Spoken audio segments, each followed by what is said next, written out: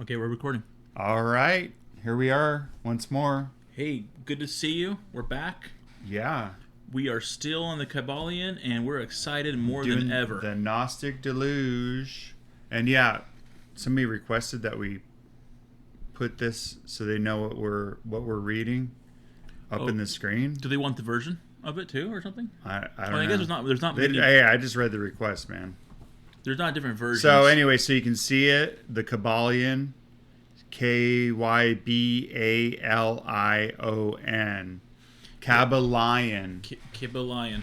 So, and it's Kybalion. by the Three Initiates. It's you can get it for $3 or $5. It's in the open. It's in the open domain or common domains. So there's all kinds of versions. It's just a short little book. Anyway, so yeah, we're last time, if you remember back, we talked about mentalism, or what is it, the law, or the principle, not the law, the principle of mentalism. So yeah, I just wanted to really quick mention we did not talk about this. So this is a surprise. What? And this is a surprise. Brandon, you've been for here you. for like an hour. And Yeah, no, we've been preparing. I feel like last episode we had so much that we were trying to cover, and we kind of went down a few rabbit holes. Yeah, So I think that this time, not that like we did anything wrong, because there was a lot of no, interesting things. it is a really big. There was a lot to listen to. I enjoyed it. Yeah, a lot to listen to, a lot to go over. This time we kind of have a more narrow section of the Kybalion that we're going over. Yeah. So just Well, Brandon, we got our first corporate sponsor today. do we? Starbucks, man. Yeah. No, we're today. We decided to splurge. Tanya brought us these gold ginger drinks. Yeah, gold ginger drink. What does the VT stand for? Do you know? Venti. It's like their fancy way of, I think, saying large. Oh, okay, I didn't know that. It's funny because like the Venti is, and then wait, Grande. Yeah. You would think it'd be Grande, right? That would be the large, but the Venti's the large. Grande so it's bigger is than small. Grande. Yeah. So whatever. But anyway, we got to get in our turmeric, right, or something. And yeah, that's where I don't like that word. I know there's I used to say turmeric, but there's a R in there. Yeah, Turmeric. turmeric. Turmeric. So Why would they? whatever. Why would they do that? Yeah, who invented that word? Turmeric? That's not even natural. Oh, so unnatural. But so we're doing the divine paradox because the universe is mental, but that creates a whole mess. It does. If you follow it, because if you were listen to our episode, you probably tried to run through a wall. You're like, dude, the universe is mental. And that's the thing is when I first was reading through this, a year ago, I remember thinking the same thing, like, sweet, Like, dude, I can just reach through. and you start like you start getting these images of like bending forks with your mind, or like like the Matrix type stuff. Yeah. You start getting this like, oh man, all we have to do is become aware of what this really is, and we have unlimited ability, right? I started thinking a little childish, little. No, it's the dream. Yeah, I started like, oh wow, this is all an illusion, and I do not have to let it affect me. Yeah, like, I don't have to be like subject to all of this illusion. So that's where the divine paradox comes in. And that brings up the they're divine saying, paradox. okay, now that you know that the universe is mental, or now that they've made their thing, it's mental, but not. Yeah. So quickly read the next chapter before jumping off like a cliff. They should say that at the end. At the end of the chapter. Let's see what they say at the end. What'd they say? At the very end of the chapter. In the meantime, rest calm and serene. You are safe and protected. That's not a good way to end the chapter. No. It's like, no, you're gonna jump off a cliff and you're gonna Don't die. worry. Be rest and calm. You are safe and you're protected. That's not a good way to end the chapter, because if you're like gonna wait till the next day to read the next chapter, you could be already in the hospital. Yeah, and then reading it from a hospital bed and this in a full body cast. And in this chapter, they even kind of mentioning like dashed upon the rocks. Yeah, right. Yeah, right in the very beginning. It's like, okay, before you do anything, anyway. Well, so okay, there's the quote from the Kybalion's like super long. Yeah, the aphorism or the axiom. Like, there was one thing or like a part that I picked out. So what part of this? So here's what Mark's referring to. At the beginning of the chapter, there is this usually it's a paragraph. Yeah, it's usually a good site, on other chapters. It's been pretty small, right? So here's one of the all. It's like a couple lines long, right? Yeah. Usually they're pretty small. On the Divine Paradox, it's a whole paragraph. So the part I picked was, it says, the truly wise, knowing the nature of the universe, use law against laws, the higher against the lower, and by the art of alchemy transmute that which is undesirable into that which is worthy, and thus triumph. Anyway, but that doesn't really emphasize the Divine Paradox, does it? Well, because I'm talking about the truly wise, but they're saying the half wise. The beginning of it. Yeah, you're right. Actually, read the beginning of it then. The half wise, recognizing the comparative unreality of the universe, imagine that they may defy its laws. This is you. Yeah. And me, whenever you. Such are vain and presumptuous fools, and they are broken against the rocks and torn asunder by the elements by reason of their folly. There you go. Yeah. So then my part was the truly wise, the people. So, and that is a good summary of the whole chapter. It's just long, and it's not very quotable, Yeah. Yeah. It's not one of those cool axioms. Mm-hmm. Yeah, that's what the rest of the sayings are. This one kind of explains itself. Yeah. So anyway, let's get into it. So, what is the Divine Paradox? Why is this a paradox? Why is knowing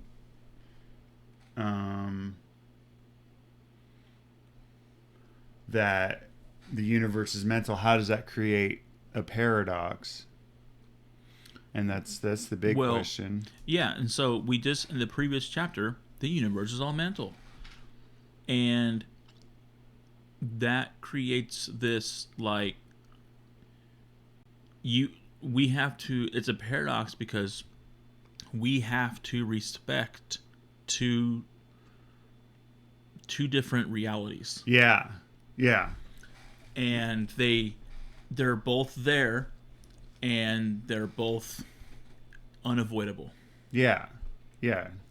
Okay. Yeah, because that was a hard thing to explain. No, but you did good. I was like, "Is he gonna pull this off?" Because I was like, "I was starting he might be on the spot." I was starting to sweat. I'm like, "Oh, I'm gonna fail on this one." No, but that's because you're like, okay, well, there's the mental reality of the world, and from the all's point of view, but then there's the reality, our mortal reality, where you can't just run through walls. Anyway, but so. I just, it's in my notes. I have the Divine Paradox is a result of the principle of polarity. So we're going a little bit into polarity, and that's the really the way to understand this is to take polarity, and to imagine this pole, and there's two ends, this dualistic pole, and it said one of the first things that this talks about is how there's these two different types of truth. Yeah. All right. Which I enjoyed that. The first one was absolute truth. Mm-hmm. So you imagine absolute truth on the top of the pole or the bottom, doesn't matter. But you imagine absolute truth on one side of the pole. And then on the other side of the pole, you have relative truth. Yeah. And the difference mainly between them is absolute truth is what... let's I'm trying to think of the right words to use there. Yeah. Well, they go in a little. We'll get to it. Oh, you want me to wait for that then? Well, I'm just saying because he kind of has a little workout. You know what I'm saying? Sweet. Okay.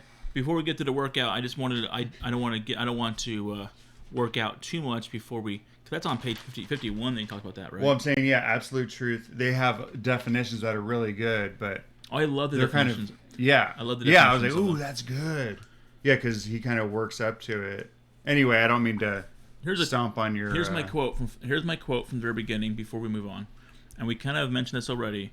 But one of the things I wrote I liked is says, while to the infinite all, the universe, its laws and powers, its life, its phenomena are as things witnessed in the state of meditation or dream, yet to all that is finite, the universe must be treated as real, and life and action and thought must be based thereupon. Accordingly, although with an ever understanding of the higher truth. Yes, that encompasses the divine paradox right there. It's like, it's to God, it's mental, and we went through the whole thing with but then to us, to man, or to humankind, there's reality. Our reality. So you have to try to reconcile these two things. And I think that the way, basically, just because we can be aware of this absolute truth, that everything's mental, but for us, and he talks about it quite a bit in this chapter. Down to the very science of our atoms, and how we're what's that? And Eve's. Adam and Eve's, yeah. No, but to our molecule, our biological structure and all that stuff. It's very real. Yeah. Here. Yeah. So the paradox, he says, it exposes the difference between half wisdom, which is knowing it, and wisdom. Okay, so. Which is actually being able to use it in your life.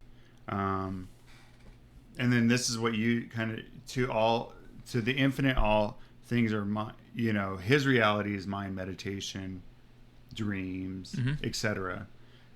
To finite beings, and this is what the universe must be treated as real. So ours is life, action, and thought. We have actual... And it must be must be based on this reality, but still knowing the higher. This is exactly what you said. I'm kind of you're giving it a round two, right? He said, there's a quote that I liked. It says, "Keep your mind ever on the star, but let your eyes watch over your footsteps, lest you fall into the mire by reason of your upward gaze." Was that in this chapter? Yeah, I love that one. I took that note last time I read through this. That's the bear. The bear. Yeah, I love that one. Yeah, so you kind of have like if you're one of those, what are those things? Where they can turn their eyes different ways, chameleon. Oh yeah, okay. You have one eye on the star, but it's like, okay, you're looking at the higher thing, but don't be so stupid that you're going to trip. Keep your eye on the ground. I like that. Keep your eye ever on the star, but let your eyes watch over your footsteps. That's funny how that's in this chapter. I didn't read that. I read that before, and I love that so much. I didn't see it this time. Yeah. Well, it's here, Brandon. It's here. I feel a little silly that I didn't see it this time. Oh, yeah, it's right there. Jeez, very beginning of the book. Yeah. Well, so just knowing that the universe is mental doesn't negate the natural law. Just because you know something doesn't change anything. Well, and I think also that actually gives there's reference in this chapter to people, men and women, that are considered masters, or and that's actually what gives them their power. Yeah. It's not knowing that things are mental. It's knowing that and living but understanding the physical laws. Yeah. And being respectful to those laws. Yeah, it's being able to use, but they get into it a little bit, using laws against lower laws, using higher laws to overcome lower laws, and kind of So anyway, so yeah, just because you know something does not mean suddenly you can do whatever you want. So it's a good thing I didn't jump off the roof or anything. And when I first fell off the roof. Did you? Yeah. Was it after you read after 5? Yeah. It's like, no. Was it a roll? Okay. No, it was actually right here, right out that.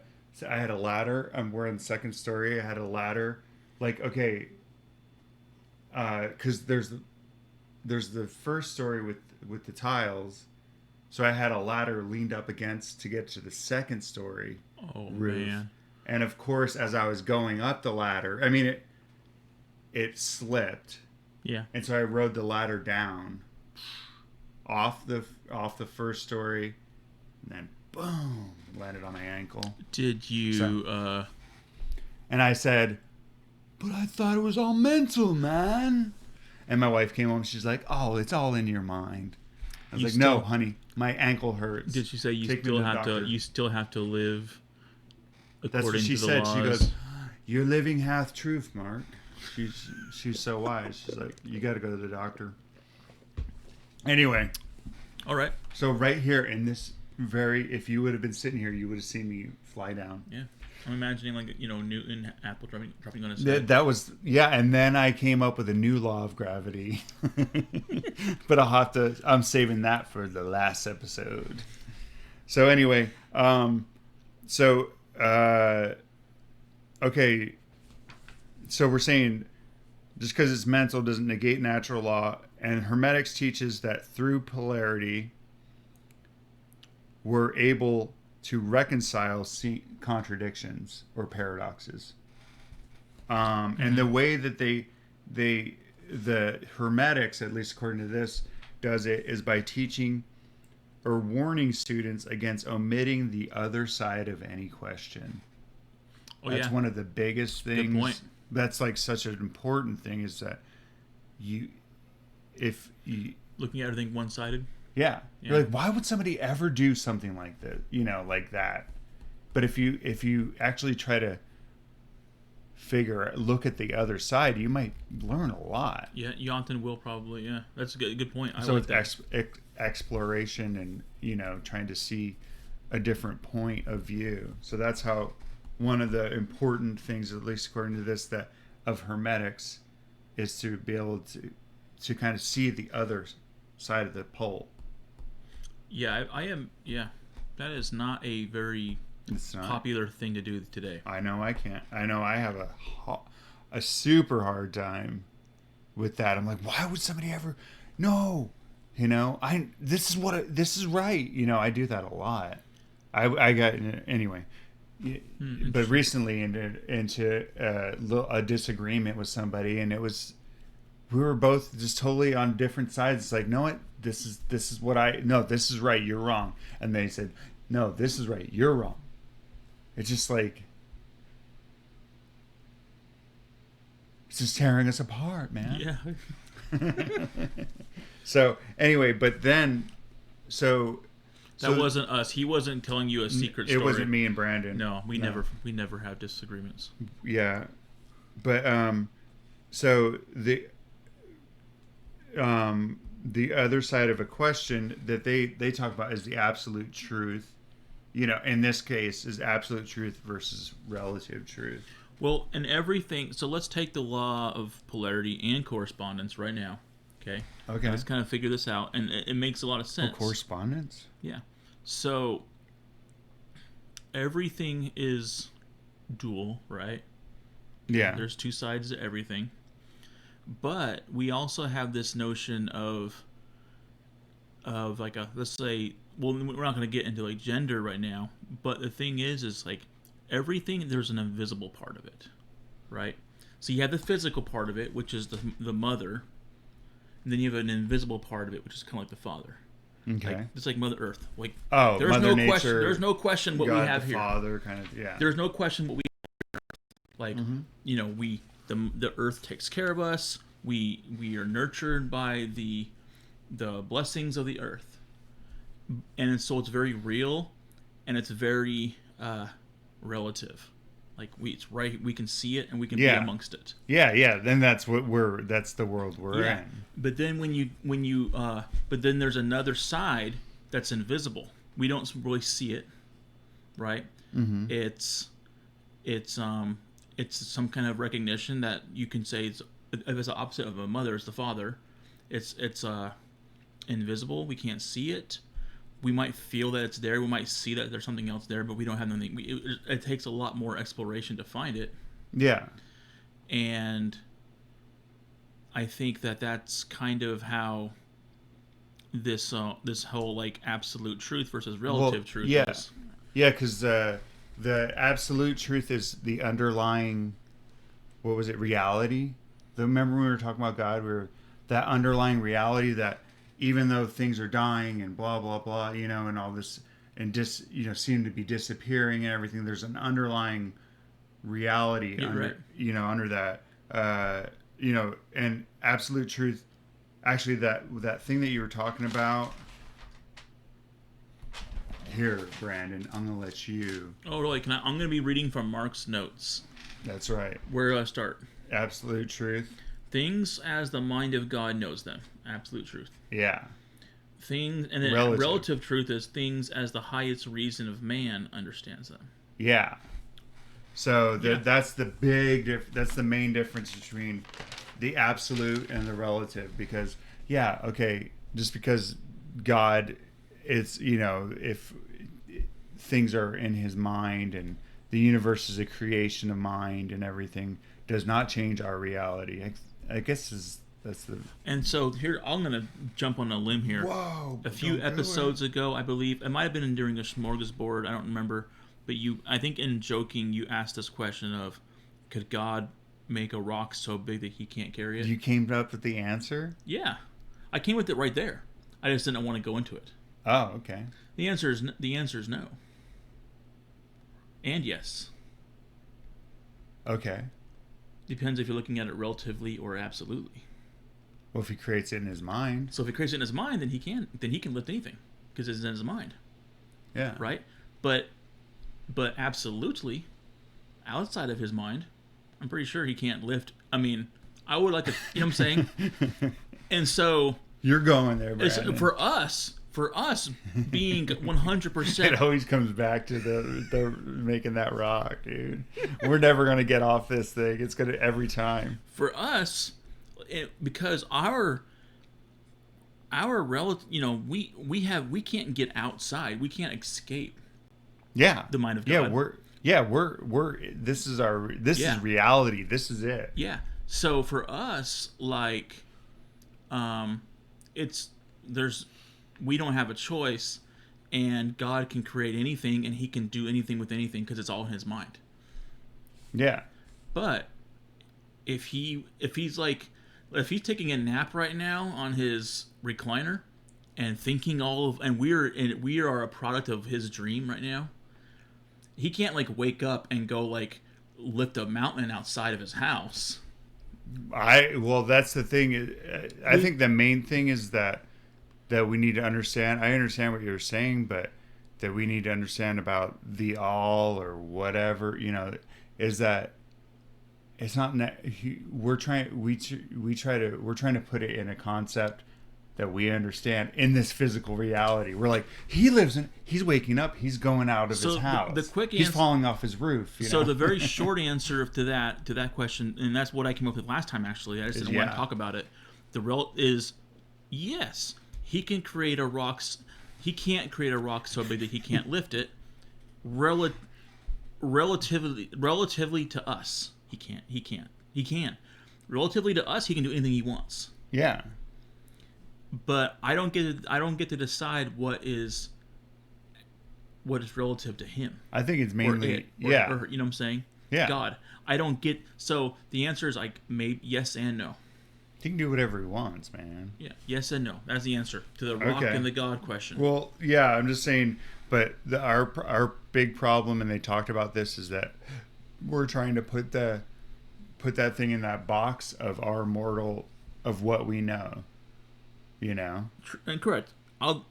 You know and what? so it's outside of our understanding. That's why it took so long. That's why the chapters went on for a couple of chapters, because it was just like, oh yeah, but I need to make this point, because it was trying to describe the indescribable by not describing him, but it was kind of like this divine. It was like a paradox, like a, good point. I'm not, It was opening the door to a paradox. Yeah. Yeah. And that was literally the divine paradox, because it's about God. Yeah. Get it. So anyway, so you got the all, the absolute truth to hint to the all. Let's just say, So it's in this illusion, a dream. I like the word they used, a phantasmagoria. Oh yeah, that word was in there. Yeah, and it's not a word you see very often anymore. So that's all. That's as compared to the all, how that is seen from that point of view, as you said, as God knows them. But whenever we look at our universe, things come and go, they're born and dies, there's impermanence and change, and anything that has a beginning and end must be unreal, untrue, and the universe comes under this rule. This is kind of interesting. I don't know if I finished that thought. Whoa. Like, this isn't real, man. You've created your own paradox. Saying that's the relative truth, is that we have to deal with this world where things die and things fall and break things. Our bodies break down. Yet we're subject to being punched, or that we're subject to being hungry. That's our reality. Falling from a roof. Yeah, our reality. So God's reality. Okay, that's where I was going. God's reality is eternal, unchanging. As far as we can understand. Yeah, there's that underlying reality that exists and has existed forever, right? Our reality is different, and we're in that mental reality, but our reality is that we're all getting older. Yeah, that sucks. And that the world is changing, pollution, there's earthquakes, blah blah, all these different things, and turmoil. That we are subject to the material world. So yep, that you nailed it. And that's actually not super hard to understand. Like this whole divine paradox. I know. It's not. That was the thing. That's the funny thing, is like you were saying, you were thinking about like, oh, maybe, knowing this, I can do this, but you didn't actually try. No. To walk through a wall or whatever. Faith. But yeah. Well, I mean, I guess, so it's kind of like, but I guess he's trying to just reconcile, hey, now that we've determined the thing is mental, you're going to be like, well, so knowing that, what good is it? And really that's true. Yeah. What good is knowing that the universe is mental or mind created? What good is that? Because I'm living in a physical world and I have physical needs, man. Like to eat. Yeah. Physical needs. So, but I don't know. I thought it's fun. A fun little idea. So because it is like, well, what good does that do, man? Well, let's go into like do you have anything to say before the whole higher and lower forces? Well, okay.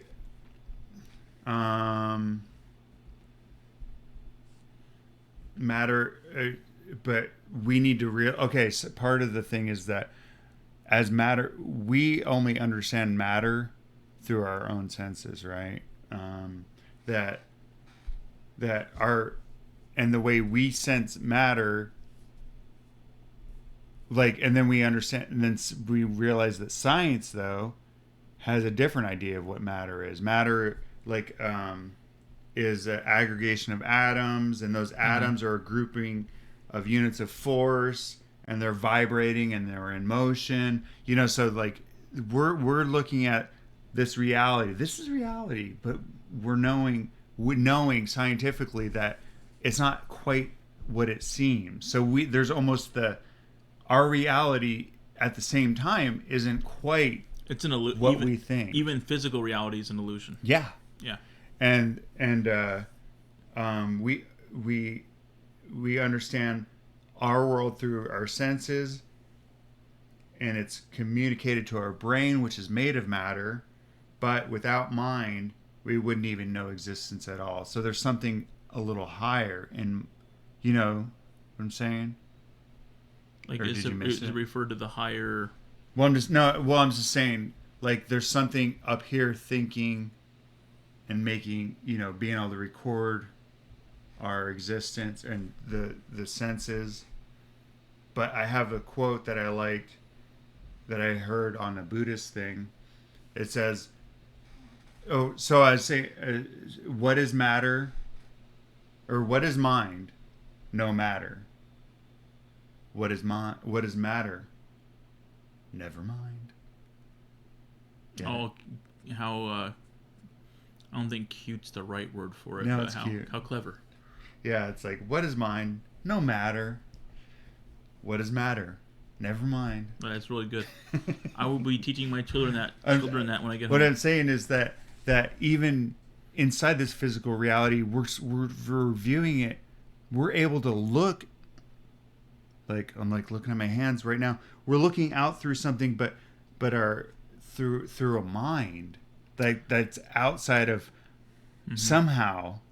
Like, but we don't even know what mind is. Yeah, there's the brain, but when you cut up a brain, you take it out.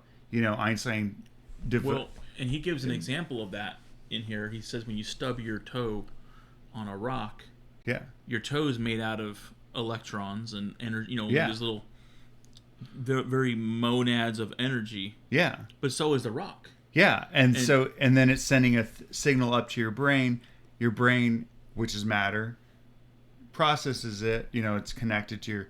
But then there's something inside that is observing it. Yep.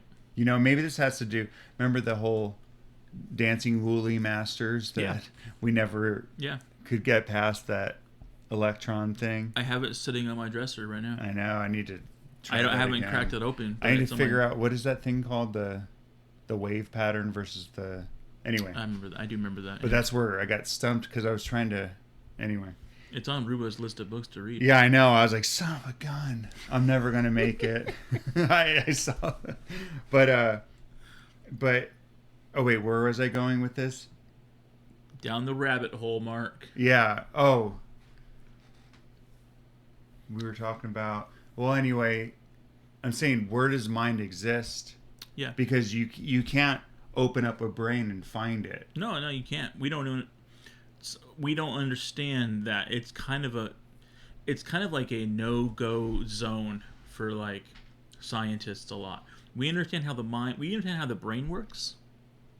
Yeah. We can watch the electrons and stuff. We can see how the brain waves works. Yeah, but we don't understand how the brain works in relation to our consciousness and our mind. Consciousness, yeah. I don't know. Anyway, but that's what I'm saying. No matter. Never mind. Get it? Yeah. I will say that I was a little surprised that this book was written, the Kybalion was written in 1908, I think, and he's talking about things. I'm like, did they know about that back then? I guess so. Like the whole, like, the reality, what's really the structure of our, physical realities, which is a bunch of energy. Well, they knew some. I mean, I think there's some things that might be outdated because I know there's supposed to be like the whole theory of the ether kind of thing was. Oh yeah, that was a theory. Yeah, and that's something actually I think they might talk about in here. That's still like seen as a real thing. Oh, it is. Yeah, I don't know what it's kind of an old idea, but I think it's definitely been updated. Then and changed. Hey, do you have any drinks in that? Yeah. Okay. Yeah, get me a. You're gonna be happy. Really? Mm-hmm. Get ready to smile, Brandon. Nice. I'm hoping it's with the cock and bulls. Yeah. Nice. Yeah, I'll take one too. Oops. I'm gonna put this on the floor. Cock and bull. Cock like and bull. Are you if gonna I have was one? gonna make a my own ginger beer, I would call it pig and horse, or horse and pig. I call it horseradish. Yeah. Well, anyway, so there, even in our own reality, there's a reality below the reality. You know, true. And that's something that I don't think I picked up. I'll admit right here, I don't think I picked that up the first time. Mark mentioned it, and I'm like, oh yeah, he's right. You know, but I've had the idea though. I was like, oh well, if you know that this is made up of atoms, and there's more, you know, there's more space actually on a table than, you know, a solid object, you know, than there is atoms, you know, or whatever. And it's like, so you should be able to just reach through, you know, but knowing that doesn't make it happen. Correct. Yeah. So it doesn't add up. Just because you know something, you're living in the world of half truth or half wise. Mm-hmm. It's both is referenced, but yeah. Yeah, just because you know something doesn't mean that you can defy the laws of nature, and that's what you can do. So what you can do is you can understand the mental laws, you know, understand those things, that it's use them to progress through life. It says I wrote, this doesn't defy laws, it is working with them. Laws of the universe are iron laws. Quote, iron laws. Correct. I like the way that was the referenced. Universe laws are clear and consistent.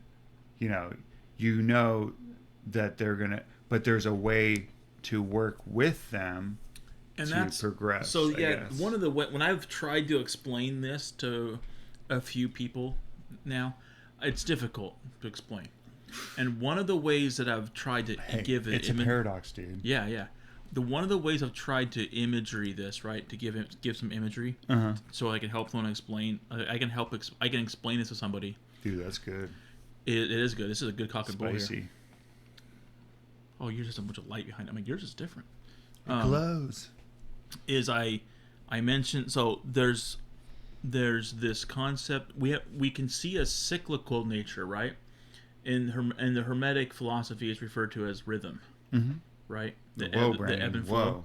Okay, I'm not gonna talk about rhythm. No, I know. But I'm just gonna say that it exists. You know, everything kind of ebbs and flows. It's everything moves back and forth, and it is cyclical. So what the Hermetic master will do is he or she can't change the laws. They're iron laws, but they can work with them. At least to us. And so so the power or the benefit of knowing about this and being aware of it is you can ride with the wave.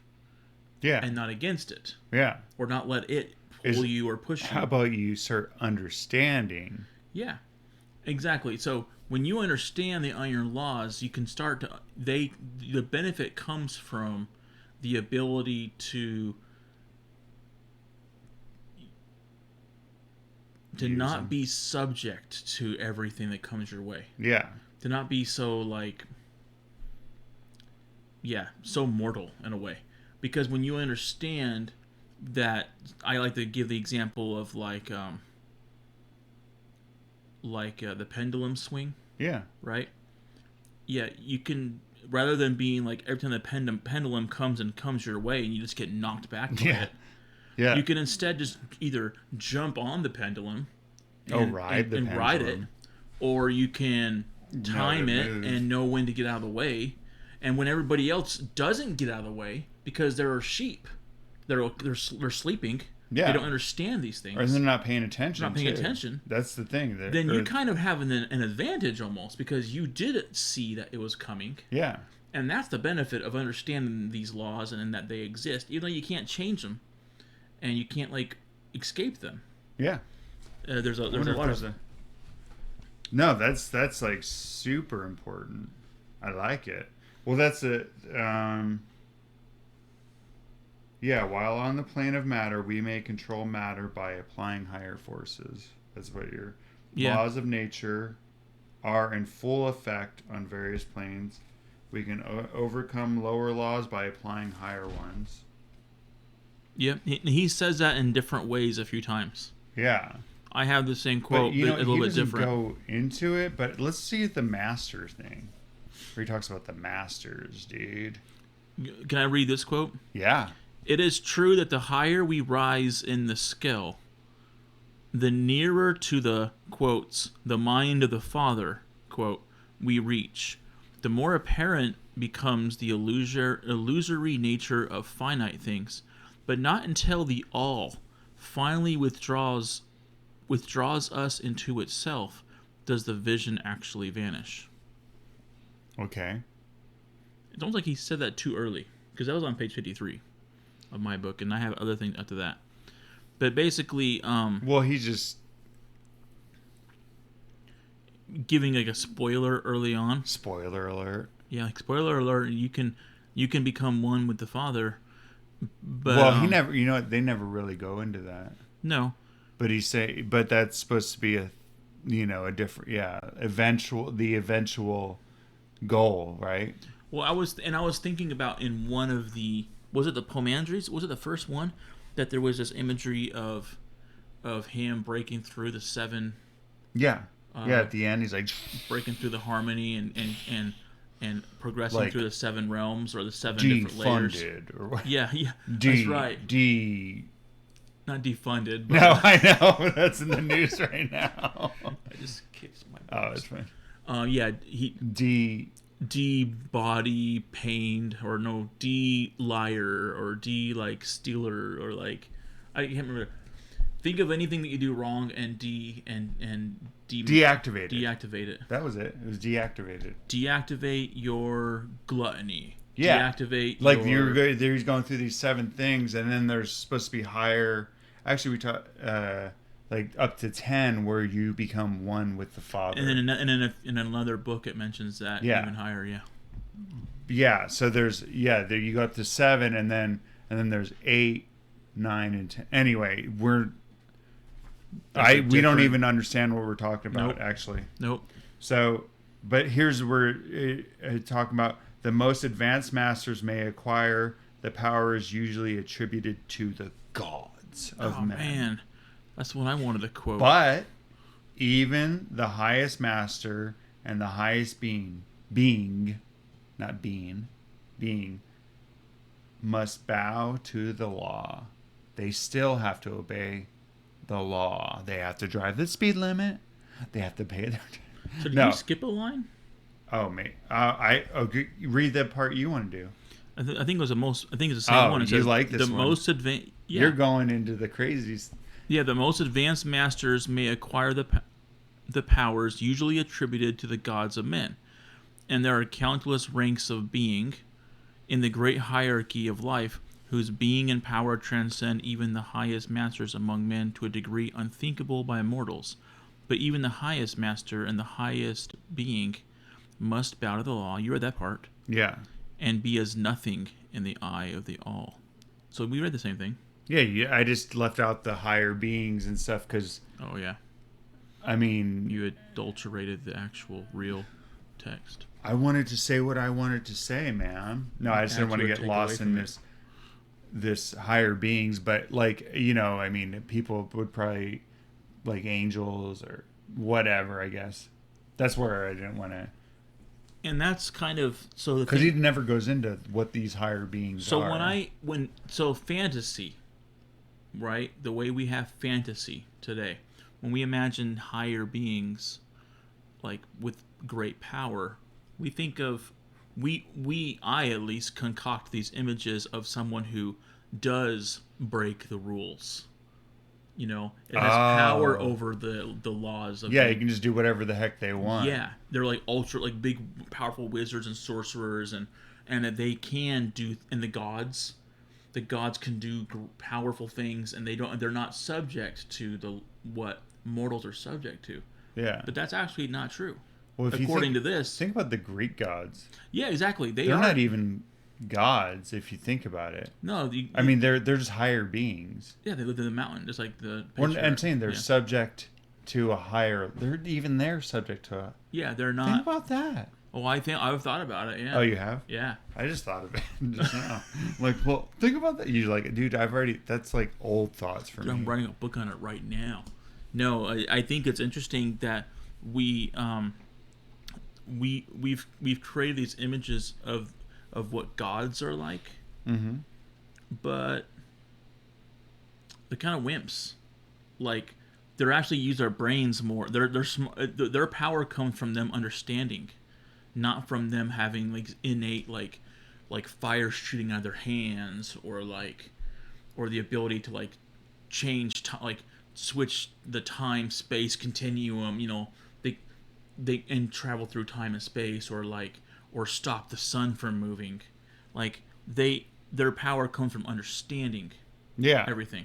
Yeah. And so we've created these really huge, greater than life and greater than even God, these gods and these immortal beings through fantasy, but really they're kind of like that's poppycock. Poppycock, dude. I hate to be a downer right here, but I don't think that poppycock. I don't think that I don't think the superheroes and comic books and stuff. What? I don't think that they can really do some of the things they do. Wait a second. Hey, I hate to be. Whoa, Brandon. They're mutants, man. Okay, there's a mutation that caused. You're telling me. Okay, wait a second, Brandon. There's some pretty amazing things that can be done in this world. Like, have you ever? What's that? The cuttlefish. Oh gosh, I know what a cuttlefish is. Have you ever seen them be able to change, like to be able to mimic the exact thing they're on top of? Like they can even almost mimic like a chessboard. Like it's supposed to be the hardest, where they'll have squares on them. It's really amazing. Anyway, but then there's, I'm not. I don't know why I'm talking about. You should look up the cuttlefish though. But there's these different things that can do just. I'm saying there are some remarkable things in the world. Yeah, I'm just. I mean, dogs can hear. Well, what does that have to do with the mutants? I don't know. Well, I'm saying, say if somehow that was spliced into a human being, Come on, Brandon. Superheroes, they're real, man. I'm not thinking deeply enough. Yeah, all I'm trying to say is, rather than having like this innate power and control over the elements, I think really the power and the what a god would have is just they understand that there's certain laws that they need. Yeah, there's still that's where I was saying about the cuddle. These different things that can do amazing things is that they're not breaking the laws though. They're still, it's just, but stuff can be pretty amazing that they can do. Yeah, and some of the mythologies, I think Greece is one of them too. That a lot of the gods, the way they get what they get is they kind of cheat to get it. Well, that's what I'm saying. That was the thing. They don't have like this great power that gets it for them. They like trick someone or they cheat something. Yeah, or they turn into a bull and do crazy stuff. Yeah. Or a pig, or like a goose. But anyway, that's putting the attributes of man onto the, they're lying, cheating. But even like we just said, though, the Greek gods and stuff, they're subject to a higher power, the underlying reality, the all. That's why they weren't as powerful. That's right. We figured it out. Take that, Greek gods. Maybe next time you'll have a little more powerful gods, guys. Well, same thing with the Hebrew gods, right? They kind of had the same limitations. What do you mean? Hebrew gods? Yeah, the guys the gods of men up in the mountains. Looking down on all the mortals down there. Oh, you're talking about the ones that came down and the angels? Yeah. Oh, okay. They were mighty. They had a great understanding. They knew all these things. They were seen of as gods.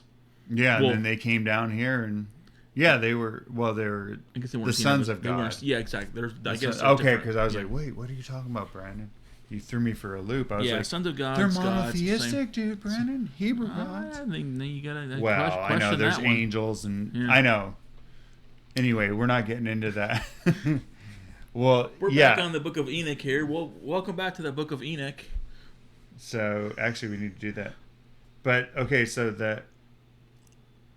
let me just read this quote because it's highlighted. That's why. Okay. Yes. The Hermetic principle of mentalism, while explaining the true nature of the universe upon the principle that all is mental, does not change the scientific conceptions of the universe, life, or evolution. He kind of starts. That. Yeah, it's like just because the Hermetics believe that the universe is mental doesn't change anything. Or it doesn't change. It does, but it doesn't mean that you have to get rid of your scientific principles. And that was one of the big things here that students of Hermetics need not lay aside any of his cherished scientific views regarding the universe.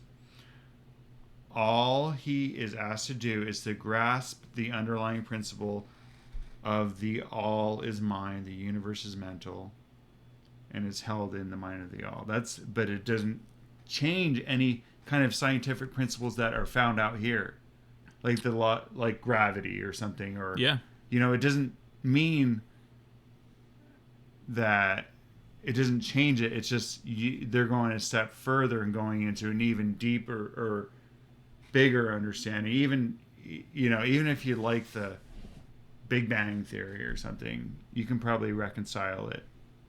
Correct. You can love it. Do it. You don't have to give up scientific things. Just you have a little step further that you might believe. It's almost like Hermetics is more of like a spiritual science. Yeah. Yeah, it's because science is involved with the things of this world, where Hermetics is the science of the mind. Polarity. Physical. As above, so below, man. Polarity, man. As above, so below. Am I right? Relative, absolute, yeah. Okay, so I don't know what else you. I got another quote. Ooh.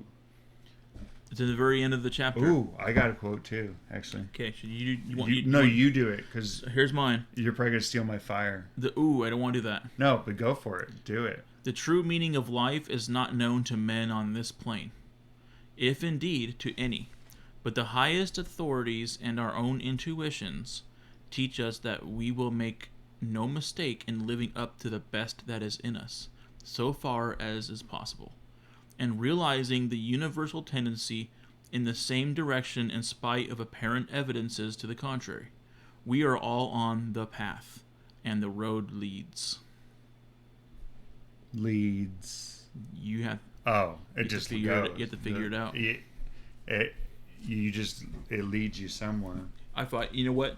Since there's no period on the end of that, let me make sure. I know. I'm like, and the road leads. Let me make sure that I didn't. What?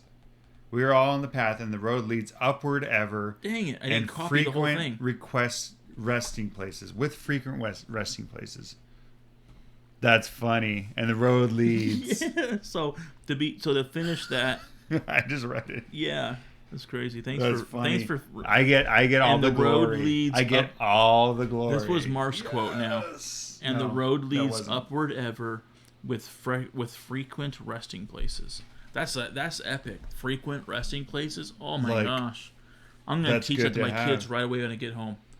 The road leads upward ever, with frequent resting places. You don't have to keep some. You can sit down sometimes. Yeah, I'm all about taking a break. Yeah. How about a break right now? Sweet. Break me off a piece of that Kit Kat bar. Oh, that came in. That got in here. Yeah. That got into the recording. Our new sponsor. But so there, it says the other 7 principles fit into the scientific knowledge and will bring light to the darkened places also. I liked that one too. So the old view, or actually this might be the scientific view, but is that the mental power is ignored as a mental force or as a natural force. I don't know why, but I thought this is interesting. Under the old views, mental power was ignored as a natural force, while under mentalism, it becomes the greatest natural force in our lives. Our mental power can be the greatest natural force in our lives. I know it's my greatest natural force. It is? Mm-hmm. I'm just thinking this whole thing. Anyway. I think that the divine paradox is a really good topic. I think there was a lot of quotes and stuff that some people will have or make them, think about different things. I don't know if we exactly did the greatest job in. No, we did the greatest job. The greatest we could. The greatest that we could. With frequent rest areas. With frequent resting. Like a good trip. You need a rest stop. But you know what I will say though, and the next chapter, which is called "The All Is Mental," right? Or the All in All. The All in All. That's what it's called. I keep on forgetting. We're skipping that one. Yeah, that one. I've read it, and there's good things in it. But the thing is like the divine paradox. I think is an important chapter to read because first of all, so you don't find yourself dashed upon the rocks. Yeah. But secondly, it helps you understand the dualism between the absolute truth and the relative truth. Yeah. Because one of the things that happens when you start consuming this Hermetic philosophy, especially as prescribed by the Kybalion, which we're reading, one of the things that happens, at least to me, is I start to go, well, where does God fit into this whole thing then?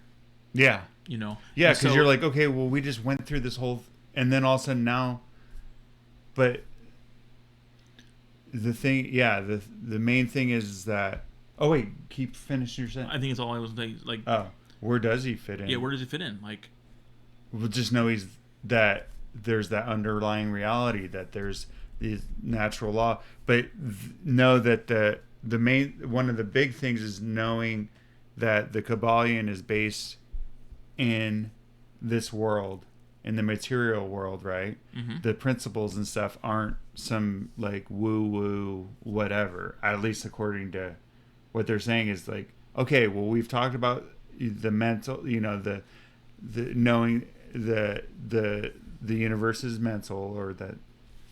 Were you using woo-woo as in like the Buddhist woo, or a different woo-woo? I like woo-woo. I don't know. Okay, cool. I just want to say woo. I like that word. Woohoo! Woo-hoo. But no, I mean, like, these things are based, or at least supposed to be based. There's a higher thing, but these things are based in natural law. Yeah. Does that make sense? I don't know. It does. That's why I think we have to look at. That's why it's called the relative truth. It's really what's real for us. Mm-hmm. So. Yeah, you're not going to be breaking laws. Doing all that. It's not to do that. It's to live your life in your best life. Yeah, you still have to do the dishes. Dang it. Yeah. You can't do like Mickey Mouse. Remember when he with all the brooms? I thought that was the Sword in the Stone. Sword in the Stone. No, that was it's well, the Sword in the Stone they might have done something too, but the Mickey Mouse one, it's in Fantasia. I haven't seen that. Where what happens is he gets the broom because he has to mop. Yeah. And so he decides to, he's the apprentice. Yeah. And he casts a spell, but then somehow they start multiplying, and then all of a sudden the hall fills up. The way it works in Sword in the Stone is That's a good movie. The wizard Sword and Stone. wants to go out and teach Arthur some stuff. And Arthur's like, I got all those dishes to clean. I can't go out. And so Merlin casts a spell, and they all start doing dishes on their own. And then they go, okay, let's go. And so then they leave, and then he forgets to turn the spell off.